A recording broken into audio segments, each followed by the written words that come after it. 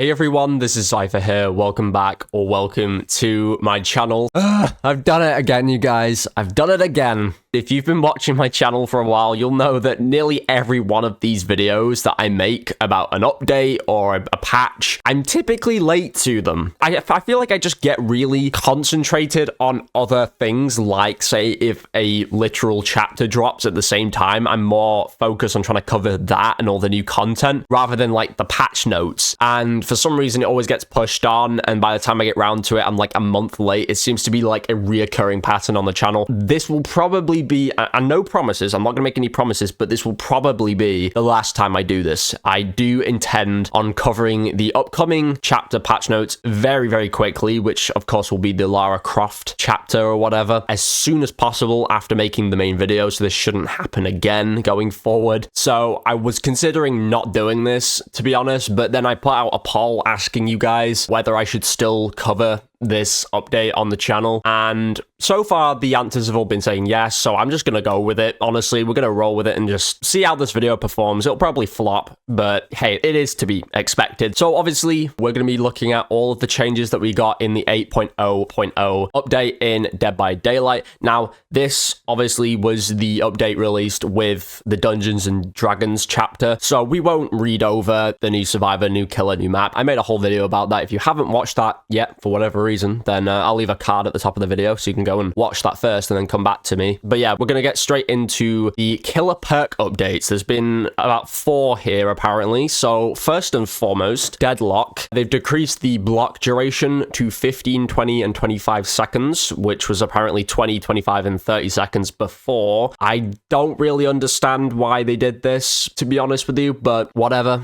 I guess they've decreased it by 5% for all tiers. I liked Deadlock as it was, to be honest. But the second one we have is Grim Embrace, which they've now decreased the block duration before reaching 4 tokens to 6, 8, and 10 seconds, which was 8, 10, and 12 seconds before. So far, it looks like we're just getting nerfs here. This is great. And for Pop Goes the Weasel, they've decreased the amount of progress lost to 20%, which was 30% before. So again, another nerf. Not very happy about that personally, but there you go. And then finally we have Scourge Hook Pain Resonance, which apparently they've decreased the amount of progress lost to 10, 15, and 20%, which were 15, 20, and 25%. As you can see, all of those were to do with gen damage or gen block duration, which have all been decreased. I guess that's understandable if you're a survivor and you think the game is killer-sided. I know people will never come to a conclusion on whether this game is truly killer or survivor-sided, because it seems to be really based on which side you play more and where you choose to pick the issues. I think all those perks were fine personally, but you know, they decided to reduce all of them. It is what it is. I don't know if they've actually upped them again in 8.0.1 or 0.2, because I know those are smaller patches, which I will cover very soon in short form, but so far that's what it looks like we got with this update. Then for the survivor perks, for background player, they've decreased the movement speed bonus to 150%, which was 200%. That I can kind of get behind. I think they did this with life as well, or maybe they upped it. I don't remember, but I think life used to be like 200%, if I'm not wrong, and then they downed that to 150%. So I can kind of get my head around that. You know, it is a very big speed boost. I liked background player as it was, but you know what? I can understand that. That's reasonable in my opinion. And they've also decreased the exhaustion duration to 30, 25, and 20 seconds, which were 60, 50, and 40 seconds before. Yeah, again, I'm happy with that. I mean, I play both sides of the game, but I really don't like when you're exhausted for a long period of time, because that does make it very inconvenient if you want to use an exhaustion perk like Dead Hard, like DS, you know. That's a perfectly good change in my opinion. For Buckle Up, both you and the healed survivor gain endurance for 6, 8, and 10 seconds was removed, apparently, and the healed survivor breaks into a sprint at 150% of their normal running movement speed for 3, 4, or 5 seconds and leaves no scratch marks during this time, which is apparently a new functionality. So it looks like either they've removed part of the old functionality for the perk, or they've just completely switched it out. Honestly, I don't care. I never use Buckle Up, so there's that, I guess, if you guys use Buckle Up at all. But Invocation Weaving Spiders, the very cool, you know, cultist-looking perk, the one where you form a ritual in the basement. For that perk, they've decreased the time it takes to complete the invocation to 60 seconds, which was 120. Honestly, I'm happy with that. I think 120 seconds, you know, 2 whole whole minutes was a bit drastic. I think that was a little bit over the top, and to be honest, I'm happy that they've reduced it. I think that's great. And obviously that will make it even quicker if you've got more people doing it with you, so I can't complain really. I do think as well that for the little bit of gen progress that it takes off the gens, it's not really worth sitting down there for 2 whole minutes in my opinion. If it took like a bit more off the end of the generator, I feel like that would be more worthwhile, but I think for a minute it kind of makes a bit more sense. That's just how I feel about it though. And then also they've increased the time it takes for the invocation to completely regress to 90 seconds, which was 6 seconds. So if you just like basically stop doing the invocation and it just completely regresses, I think 90 seconds is more reasonable. You know, I don't think it's fair that it would just shoot down in 6 seconds. I'm honestly also happy with that change too. And then for Decisive Strike, of course, they fell back on their word, you know, they wanted to up it again to the original 5 seconds, and of course they had to nerf it again because it's behavior. They're never happy with the numbers, are they? Or I guess the community's never happy with the numbers. They're always complaining about something on Twitter. They've decreased the stun duration now to 4 seconds from 5. Who could have seen that coming, am I right? But that's all of the survivor perks. Now moving on to killer updates. We got the Blight again. How many times in these update videos am I going to have to cover the Blight getting an update? I feel like this shit happens every single patch. Like, they just can't stop themselves. Apparently his add-ons, again, and can you guys guess? I'll give you a few seconds to guess which add-on it is that was switched. You got the answer? Okay, here we go. Compound 33. Let's just read it. Okay, so Compound 33 add-on has been changed again, and the rush tokens are capped at 5 now, which was 3, so they've upped it. And the increased rush turn rate is now 11%, which was 33% before, so it also got nerfed at the same time. And it increases the rush duration by 11% now as well, which was also 33%. So it was somewhat buffed with the tokens, but then completely nerfed into the ground with the turn rate and duration. So that perk sounds like it's going to be pretty crappy now, if I'm honest, but they just can't seem to find a middle ground with that perk. I swear to God, it's like every one of these videos I have to read out the Blight. It's always that perk that's getting like absolutely obliterated with updates. Like, I don't know why. Just leave it alone, you know? Just leave it where it is. God damn. And then finally we have the Iridescent Blight tag, which now increases the rush speed by 10%, which was 20% before, so that got a nerf as well. Whatever, I guess. Moving on to the Cannibal, they've apparently changed his base kit, so his power has had a tweak. They've decreased the obstruction collision size while using the chainsaw to 10 centimeters, which was 17.5 centimeters. Honestly, I'm fine with that. They've decreased the base tantrum duration to 3 seconds, which was 5. Hell yeah, let's go. And they've increased the base chainsaw sweep duration to 2.5 seconds, which was 2 seconds. And then finally, they've increased the base chainsaw sweep movement speed to 5.35 meters per second, which was 5.29 meters per second before. That actually sounds like a really great update right there. I really hope they haven't tweaked that with the other 2 smaller patches I'll get to. That sounds good to me. I hope they don't touch that again, because that looks fine to me. I'm happy with that update. That sounds cool. And for the Cannibals add-ons,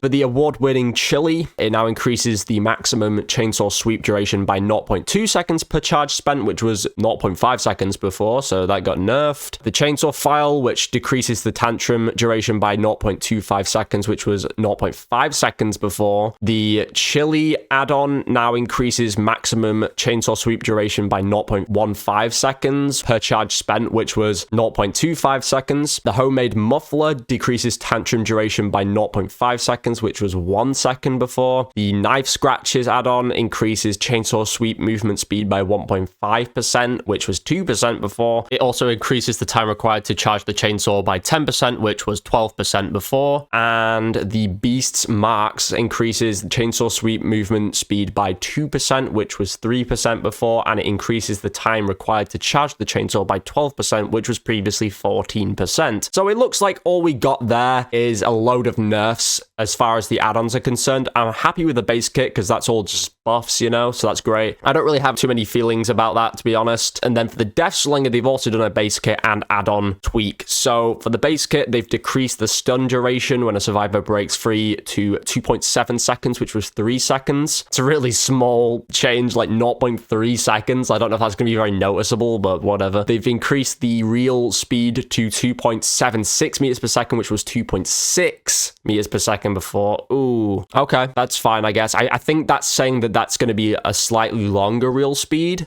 So I'm happy with that. I think Deathslinger is way too powerful. Maybe not way too powerful, but he's just a bit obnoxious to go against. I don't know if any of you guys agree with me, but I hate going against Deathslingers. They've increased the movement speed while reloading to 3.8 meters per second, which was 2.64 meters per second before. That's not very good. That means it's going to move quicker. Moving on to his add-ons. For the Bayshore Cigar, it decreases the stun duration when survivors break 3 by 0.75 seconds, which was 1 second before. For the Bayshore's Gold Tooth, it increases the spear gun's reeling speed by 5%, which was 9% before, so at least that's been slowed down a little bit there with that add-on. That's good. And then for the Chewing Tobacco, it decreases the stun duration when survivors break free by 0.25 seconds, which was previously 0.5. And for the Snake Oil, it increases the spear gun's reeling speed by 2.5%, which was 5% before. All in all, I guess that's a pretty decent update for Deathslinger players if you're a Deathslinger main. Personally, I don't play him enough to really care about them, and I'm also not happy for what that means, you know, when I play against a Deathslinger now, because I already see enough of them in the game. I don't know why a lot of like newer players, or I guess players in DBD in general, seem to be drawn to characters like the Deathslinger. I'd assume there's maybe an influx of players who've come from like FPS titles and stuff that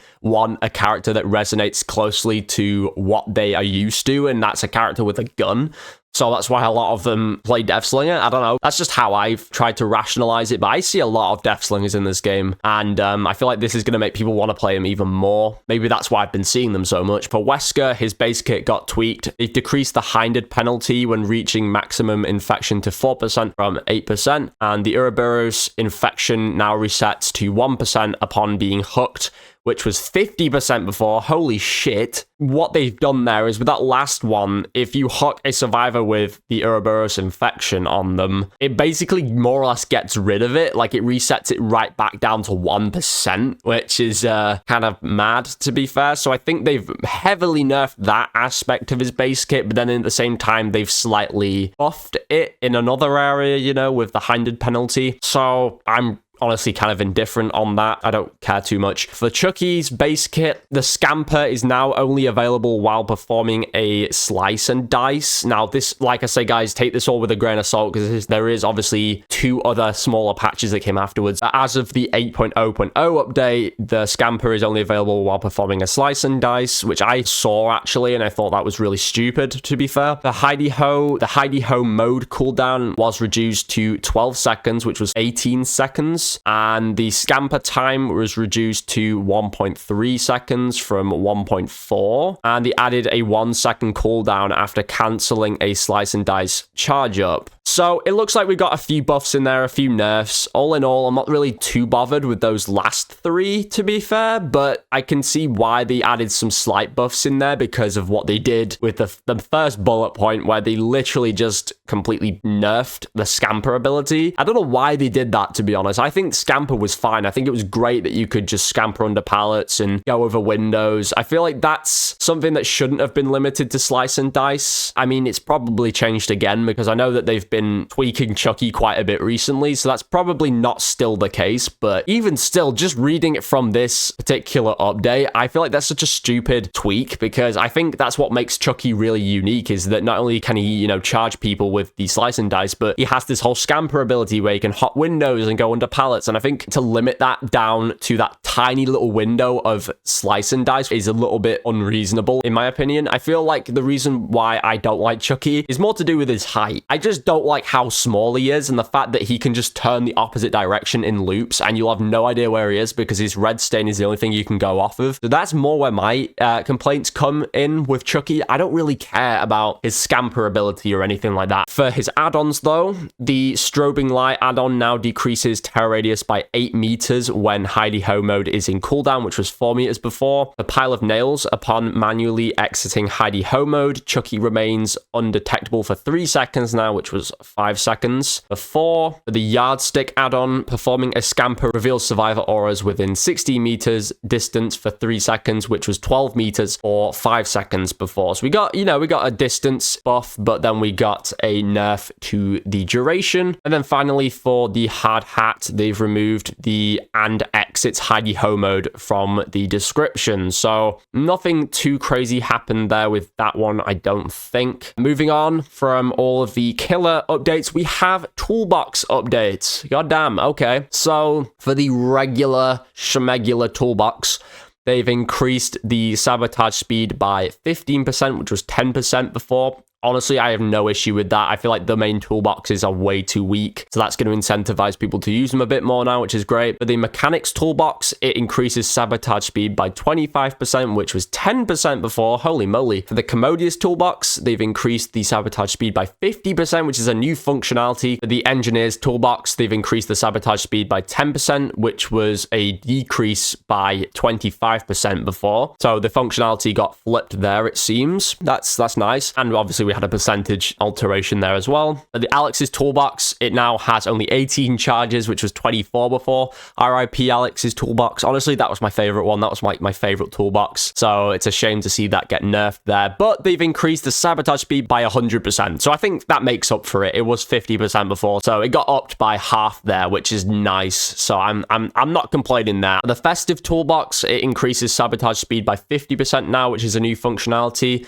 The anniversary toolbox and the Masquerade toolbox also have this same increase of sabotage speed by 50%, and that is a new functionality for all three of those toolboxes. So that is very nice. I like what they've done there. I love sabotaging. If I can't use a flashlight, sabotaging is like my secondary thing. So I think it's great that they've added the incentive there for the toolboxes, And then for the toolbox add-ons with the cutting wire, it now increases the toolbox's sabotage speed by 20%, which was 15% before. For the grip wrench, hooks sabotaged using the toolbox take an extra 20 seconds to respawn, which was 15 seconds before. I have no issue with that. I know killers will hate that, but I think that's a neat change in my opinion, because I felt like the 15 seconds didn't feel long enough. I don't know if that's just me, because you obviously have the base respawn time for a sabotaged hook, right? And then you'd have the 15 seconds on top of it using the add-on, but I never felt like it was long enough. So I'm happy with that. And then for the hacksaw, it increases the toolbox's sabotage speed by 30% now, which was 20% before. The hacksaw and the grit wrench are actually two of my go-to add-ons, so I'm very pleased with those changes. Obviously, if you're a killer main, which I was once before, I'm now very central. I play both. This might be a little annoying, but And for events and archives, we of course got the Twisted Masquerade. I don't need to read out all of that. You guys already know about that. I made a whole video on that as well. So again, I'll put a time card at the top. If you haven't watched my video on that, be sure to go check it out if you haven't. Small little plug there, I guess. For map updates, the Decimated Borgo realm obviously got changed. So they switched the red lighting to the blue lighting now. So it's got a, different ambience to it, a different feel. I think that's really nice. I love that change personally. For the UX or the user experience, they started adding search tags for charms now. Only perks and birds have been added at the moment for charms. So if you specifically want to look for birds, I guess, then you can type that in and specifically look for those types of charms. And then also there's a new item preview window where regular and special items will now display a short description of their effect inside a trial by using a new item previewer window. That's interesting. And then of course, after that, we just have a load of bug fixes, which I don't even need to say. You guys know the drill. I don't read bug fixes. So that is all we got for that update. Like I say, this is a month old, so I am very tardy to the party here, guys. I know, but hopefully you guys enjoyed nonetheless. I know that a reasonable amount of people, not too many, but I had a few people say in the poll that I should just go ahead with it. So I figured I would, because I don't like the idea of missing out on something. To not cover certain content on my channel is a little triggersome in my opinion. I don't want to look back and be like, oh shit, I didn't cover that. Maybe you could say that's like regret from the past, from where I missed a whole ass anniversary anniversary event last year, and I missed the Alien chapter. I never covered that on the channel. I never covered the Nicolas Cage chapter. Maybe that's kind of biting me, you know, a bit in the ass this year, because I feel like if I miss out on anything, I'm going to regret it later down the line. So it probably won't get very many views, but I guess we'll see. So if you guys enjoyed this video, be sure to drop a like down below to let me know. It would greatly help the video out in the algorithm, especially since this video is well overdue. So any and all support is obviously appreciated. Also, if you haven't done so already, be sure to subscribe and turn on the post notifications next to it so you never miss a single video of mine. Thank you all so much for watching. Maybe, hopefully, this could be informative for somebody out there who's really, really not up to date, like I am with reading the patch notes. Maybe somebody else just wanted a video like this. I don't know. I can't imagine that's many people at this point, but I shall catch you all very soon with a new video. Goodbye.